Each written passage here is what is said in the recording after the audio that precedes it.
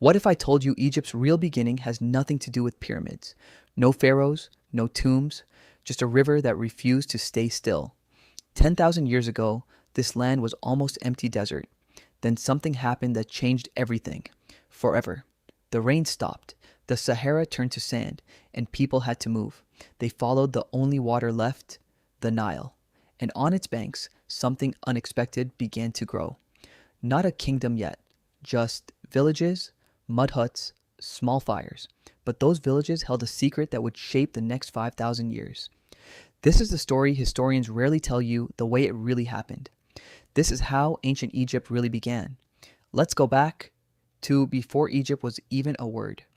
Around 6000 BCE, the first real farmers settled along the Nile. Every year, the river flooded, and every year it left behind something priceless. Black, fertile mud. The Egyptians called it Kemet, the black land.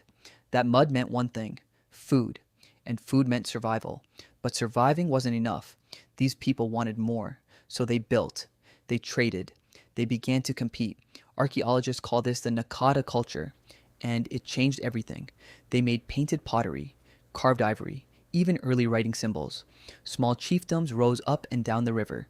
Each one wanted control of the river, of the trade, of the power. And slowly, two major powers began to emerge. Upper Egypt in the south, Lower Egypt in the north. These two lands could not have been more different. Upper Egypt, harsh, narrow, disciplined by the desert.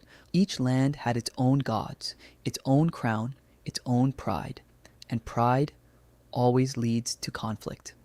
For centuries, these two Egypts fought for dominance. Then, around 3100 BCE, one man changed history. His name may have been Narmer, or perhaps Menes. Even today, historians still argue about who he really was. But one artifact tells us exactly what he did.